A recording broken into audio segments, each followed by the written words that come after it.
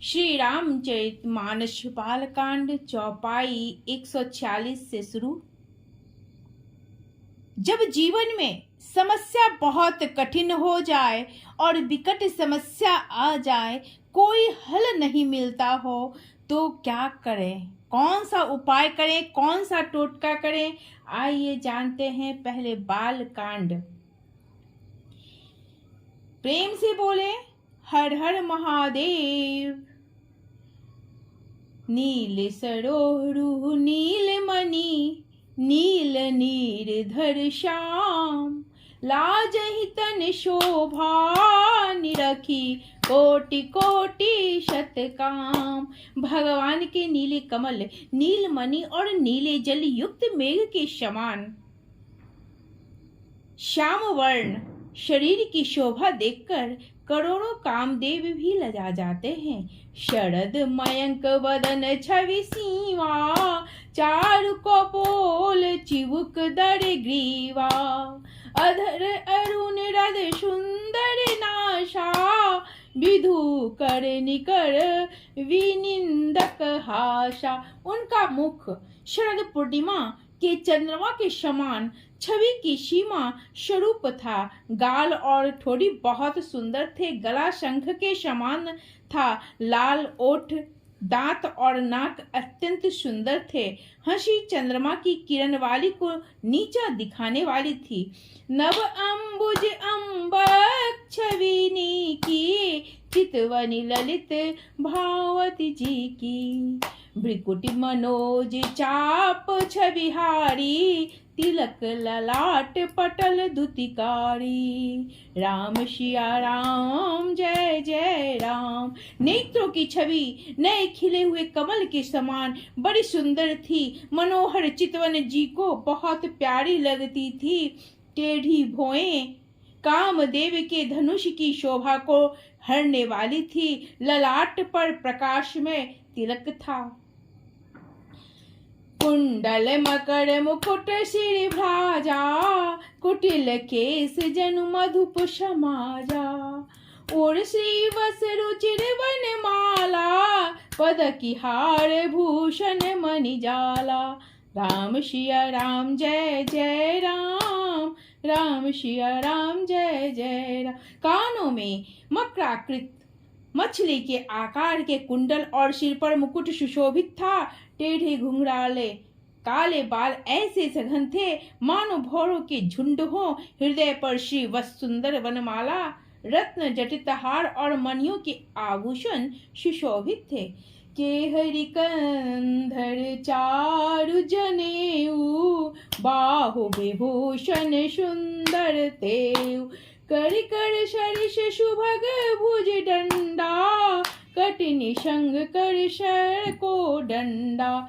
सिंह की सी गर्दन थी, सुंदर जनेऊ था। भुजाओं में जो गहने थे वे भी सुंदर थे। हाथी के शूर के समान उतार चढ़ाव वाले सुंदर भुज दंड थे।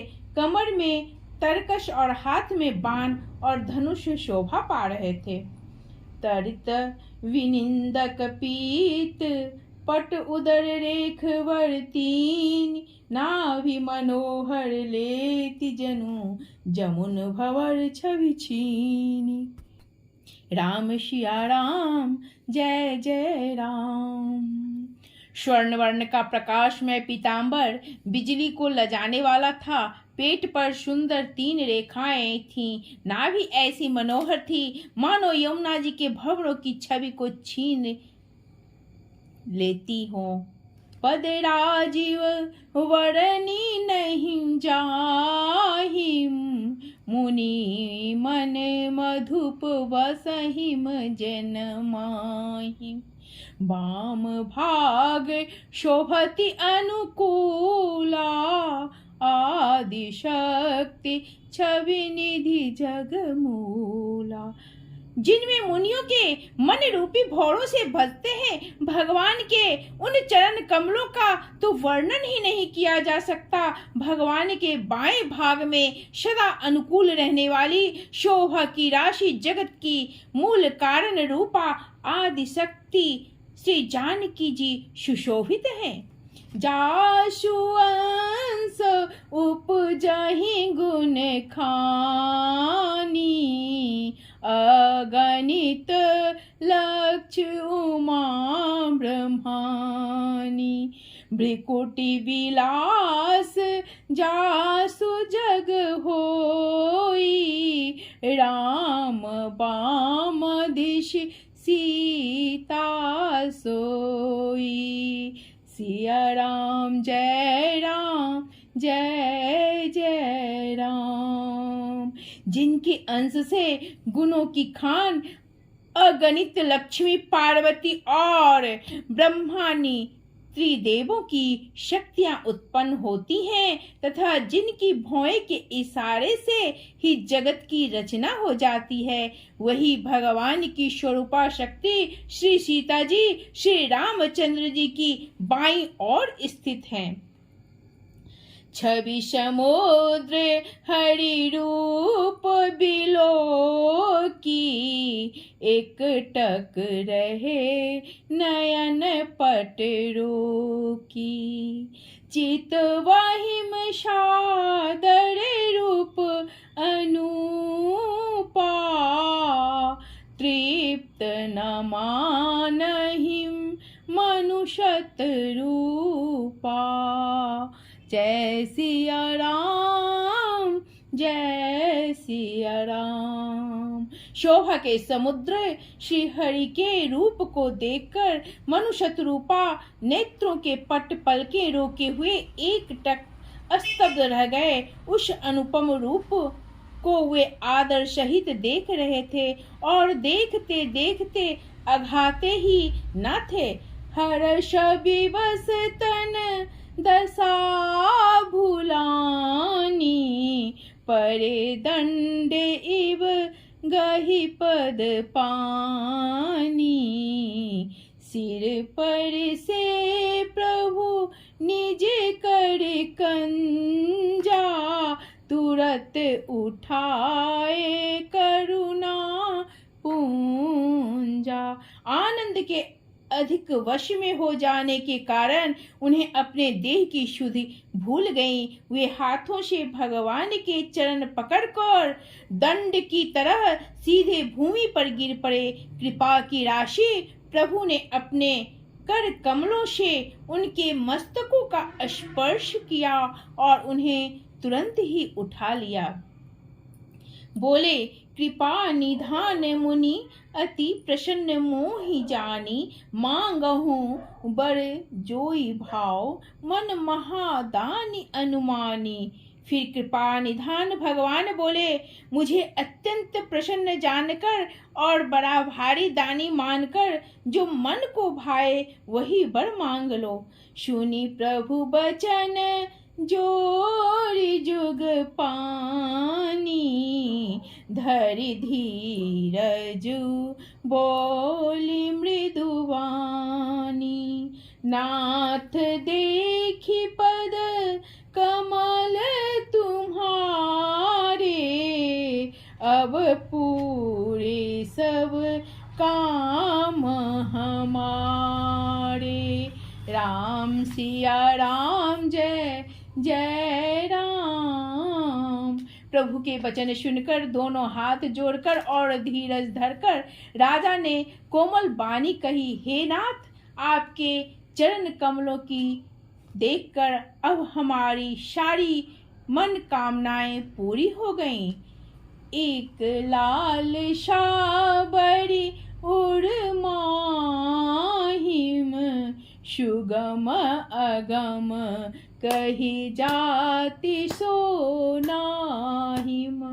तुम ही देत अति सुगम गो साइम, अगम लाग मोहि निज कृपनाई। राम सिया राम जय जय राम। फिर भी मन में एक बड़ी लालसा है, उसका पूरा होना सहज भी है और अत्यंत कठिन भी। इसी से उसे कहते नहीं बनता। हे स्वामी, आपके लिए तो उसका पूरा करना बहुत सहज है, पर मुझे अपनी कृपणता के कारण वह अत्यंत कठिन मालूम होता है। जथा दरिद्र विभूद तरुपाई, बहु संपत्ति मांगत सकुचाई। तासु प्रभाव जान नहीं सोई, तथा हृदय मम संशय होई। जैसे कोई दरिद्र वृक्ष को पाकर भी अधिक द्रव्य मांगने में संकोच करता है, क्योंकि वह उसके प्रभाव को नहीं जानता, वैसे ही मेरे हृदय में संशय हो रहा है। सो तुम जानहु अंतर जामी, पूरबहु मोर मनोरथ स्वामी। सकुच बिहाई मांगो नृप मोही, मोरे नहिम अदे कुछ तो ही। राम सिया राम, जय जय राम सिया राम। हे स्वामी, आप अंतर्यामी हैं, इसलिए उसे जानते हैं, मेरा वह मनोरथ पूरा कीजिए। भगवान ने कहा, हे राजन, संकोच छोड़कर मुझसे मांगो, तुम्हें ना दे सकूं ऐसा मेरे पास कुछ भी नहीं है। दानी शिरोमणि कृपा निधि, नाथ कहूँ सती भाव। चाहूँ तुम्हि समान सुत, प्रभु सन कवन दुराव। राजा ने कहा, हे दानियों के शिरोमणि, हे कृपा निधान, हे नाथ, मैं अपने मन का सच्चा भाव कहता हूँ कि मैं आपके समान पुत्र चाहता हूँ। प्रभु से भला क्या छिपाना। देखी प्रीति सुनी बचन अमोले, एव मस्तु करुणा निधि बोले। आप शरीर से खो जाओ कहाँ जाई, नृव तव तने हो मैं आई। राम सिया राम, जय जय राम सिया राम। राजा की प्रीति देखकर और उनके अमूल्य वचन सुनकर करुणा निधान भगवान बोले, ऐसा ही हो हे राजन, मैं अपने समान दूसरा कहाँ जाकर खोजूं, अतः स्वयं ही आकर तुम्हारा पुत्र बनूंगा।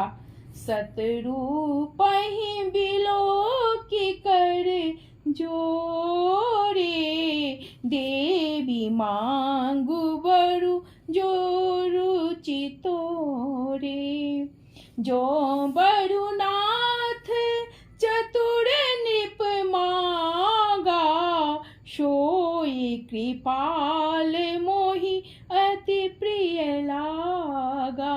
राम सिया राम, जय जय राम सिया राम। शतरूपा जी को हाथ जोड़े देखकर भगवान ने कहा, हे देवी, तुम्हारी जो इच्छा हो सो वर मांग लो। शतरूपा ने कहा, हे नाथ चतुर राजानो, जो वर मांगा है कृपालु, वह मुझे बहुत ही प्रिय लगा।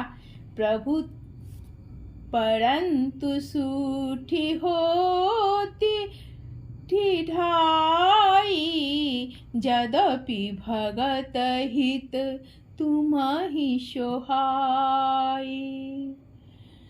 प्रभु परंतु सूठी होती ढाई, यद्यपि भगत हित तुम्हि सोहाई। तुम ब्रह्मादि जनक जग स्वामी, ब्रह्म सकल उर अंतर जामी। राम सिया राम, जय जय राम सिया राम। परंतु हे प्रभु, बहुत डिठाई हो रही है। यद्यपि हे भक्तों का हित करने वाले, वह डिठाई भी आपको अच्छी ही लगती है। आप ब्रह्मा आदि के भी पिता, जगत के स्वामी और सबके हृदय के भीतर की जानने वाले ब्रह्म हैं।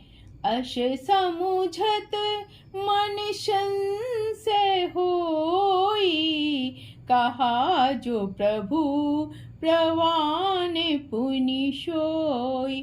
जे निज भगत नाथ तव आई, सो सुख पावहि जो गति लही।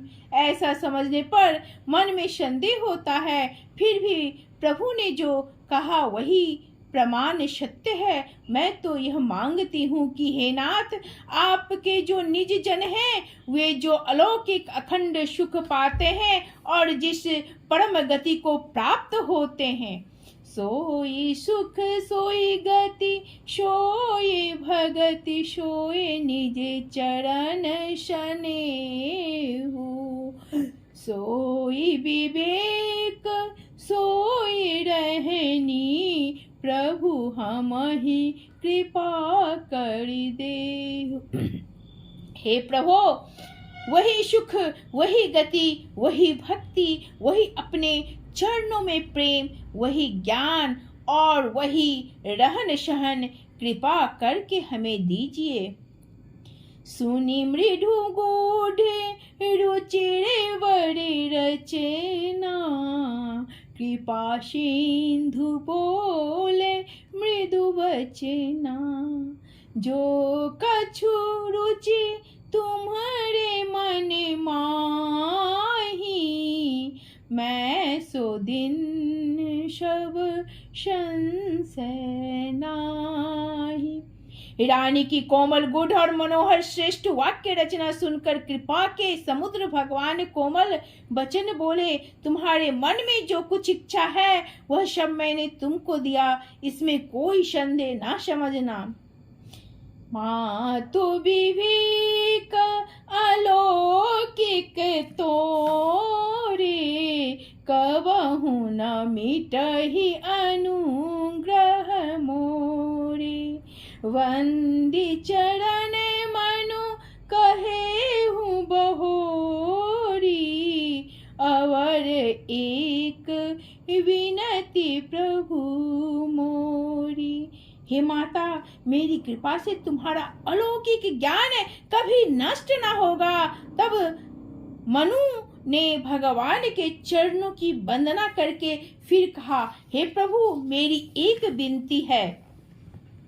सुत विषयिक तब पद रहित हो, मोहि बड़े मूढ़ कहे किने को। मणि बिनु फनि जिमि जल बिनु मीना, मम जीवन तिमि तुमहि अधीना।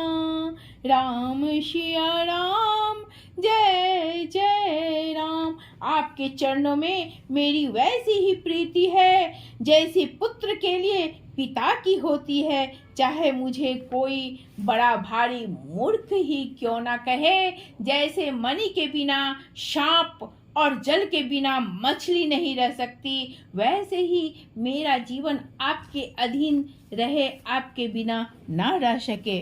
वो कौन से उपाय हैं जो आपके जीवन में समस्या बहुत कठिन हो जाए और विकट समस्या आ जाए, कोई हल ना मिलता हो, तो हम किस उपाय को करें?